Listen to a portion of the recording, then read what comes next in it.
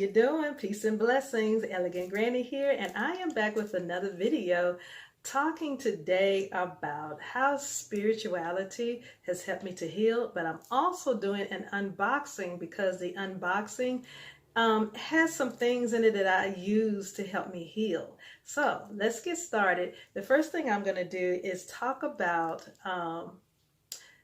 spirituality. Spirituality to me, let's see how I defined it, as it's a way you find meaning, hope, comfort, and inner peace. That's how I defined it. And it involves your body, your mind, and your spirit. And when one of those three things are affected, it's like a domino effect occurs because the three are connected as one. So say for instance, you have a body ailment that results in pain, or you suffered some physical aggression or assault from someone. At some point, it affects your mind because you're trying to figure out what caused the pain from the ailment, or something that you don't know that's an ailment, or you be thinking that it's an ailment and when it may not even be that. Or a physical aggression act or an assault from someone. You're trying to figure and process all of that in your mind, and so when that happens, some negativity forms into your mind, whether it's about you or the other person, or the other thing that's causing you pain. That could be an ailment, and it starts seeping into your spirit, which causes you to be a little negative or more negative than you already are. Sometimes it causes apathy, which is meaning you're giving up. If you're thinking like sometimes I have met people who have constant pain in an area, and they're so afraid to go and have it checked out by the doctor because there are people in their family or people that they know and close to who have died with certain ailments, whether it's cancer, some, disorder or anything like that. And it causes them to be, sarcastic toward you or to other people, or even just put them in a state of apathy, meaning giving up. So this is what my spirituality walk has done for me. I'm going to tell you three different things. There are other things that it does for me, and I'm going to tell you three. It helped me to, first of all, refocus. I put all of the attention on myself. So for those of you who don't know who I am a restoration strategist, and I am also the creator and host of a podcast called Proactive I. What I do as a restoration strategist, I help victims and survivors of abuse process their healing as they transition from a toxic lifestyle to a healthier lifestyle, meaning from abuse to now they're no longer being abused. And on the podcast, I'm more of an activist. I share information on what people go through as they are processing their healing. And I also use some of my own examples. So what I did was I put all the attention on myself, and I began to ask myself a few questions. The first thing I asked myself was, is this really what you want? Is this what you want to occur in your life? And most in general, when you ask yourself that, you don't want that thing to happen in your life because it's causing you so much grief and pain. And you just, sometimes you're to the point you can't take it. And so I had to ask myself that. Then I had to ask myself, okay, what got me here? What got me off track of putting the attention on myself? And where do I want to go? I had to focus on all of those things. Those are the three questions I asked myself to help me begin the process of healing. So once I got to the point, after I found out how I got where I was and what I needed to do on where I wanted to go, it brought me to number two, which is to reprogram and retrain myself. I had to reprogram myself and to remind myself of who I was and who I really was and what I am capable of doing. And I had to look at where I wanted to go, which is one of the questions I asked myself, where I want to go from here. Sometimes I even had to research on how to get there and to get there safely and to do things better. I had to do those things. I also set some other goals, and goals meant I had to break each goal down into tasks. So a lot of people think that they can just set a goal and then they can just go forth. No, you have to think thoroughly about how you want to get these things accomplished, because if you don't, if you just haphazardly go on a whim, sometimes it may work out and sometimes it will set you way back. And I was at a point in my life, especially at my age, I was not ready to do a lot of that. So I strategically planned a lot. So I had to do a lot of breaking down the goals and set tasks. So for example, I decided to go back to school, and I got my master's after I gotten out of an abusive situation. And I got my master's, and now I'm working on my doctorates. And this was something I wanted to do, and I had to think about how it was going to affect me personally. I had to think about how it was going to affect my business. I had to think about how it was going to affect my clients.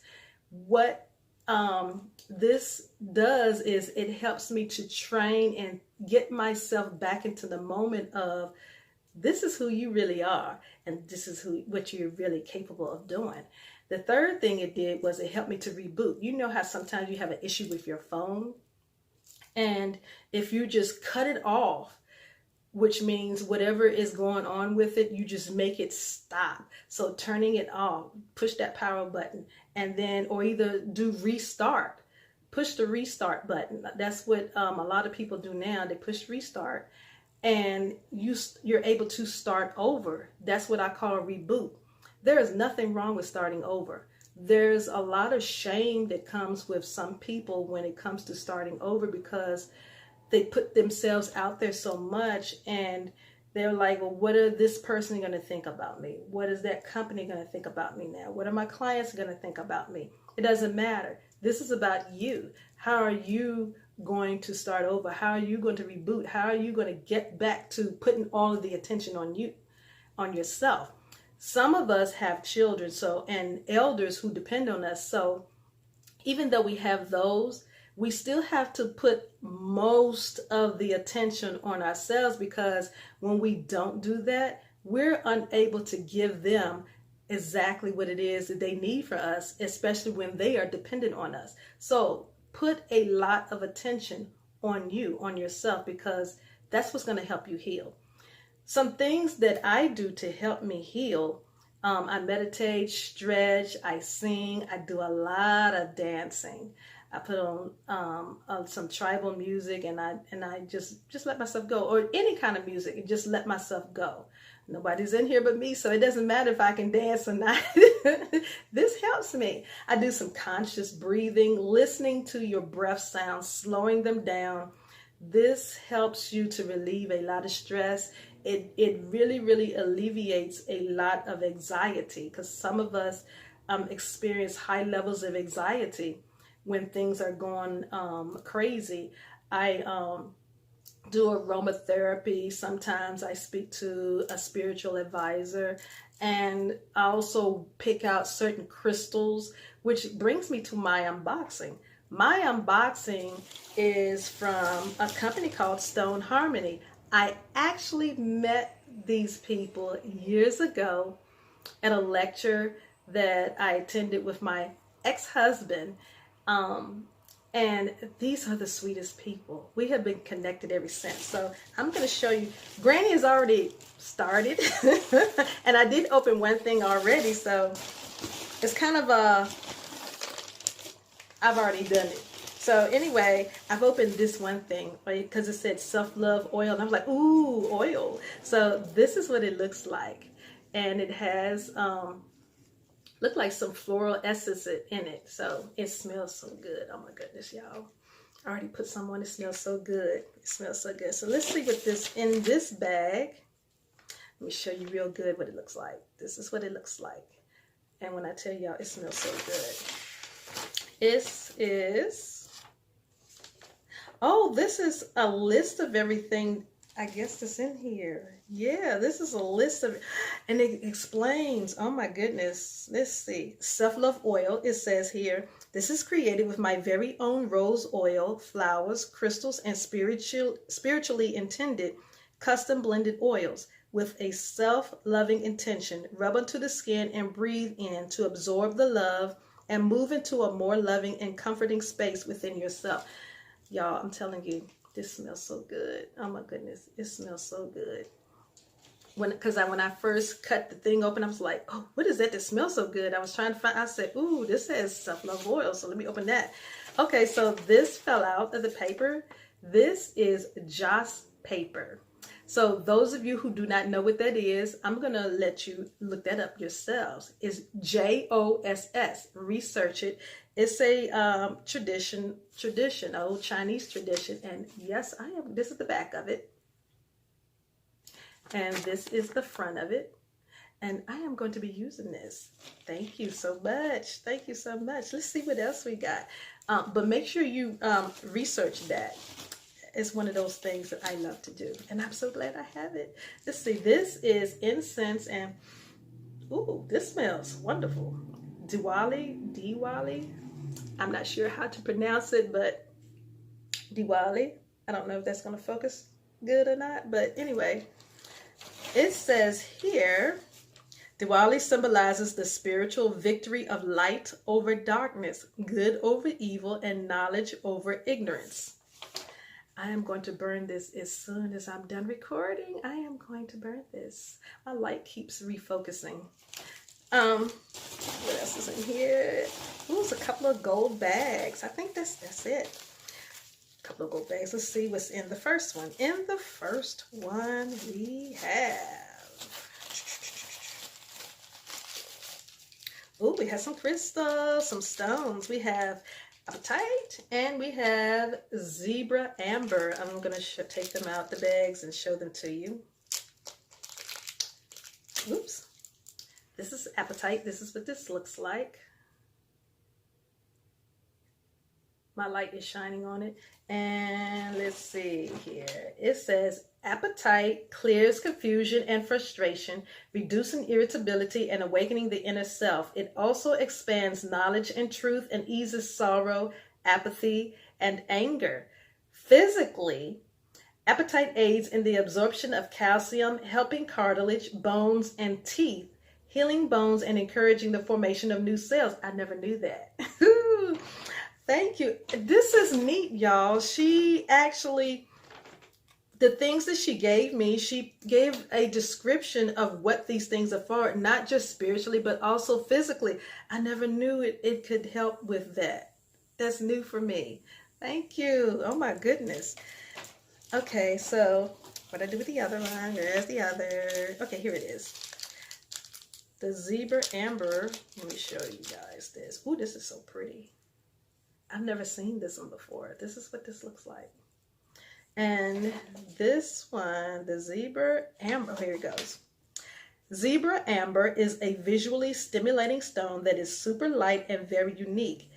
Is said to assist with balancing emotions, dissolving negativity, clearing the mind, good luck, fears, and helps with patience and wisdom. Ooh, this is a good one. Excuse me, y'all. I'm going to carry this one with me some places. Here it is. This is some beautiful earrings. See if you can see that. I love earrings. Oh my goodness, I have a big collection of earrings. It is hematite and black obsidian earrings.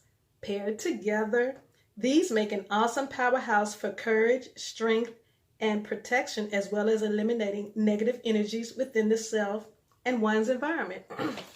Thank you so much. I love these. I'm going to wear these.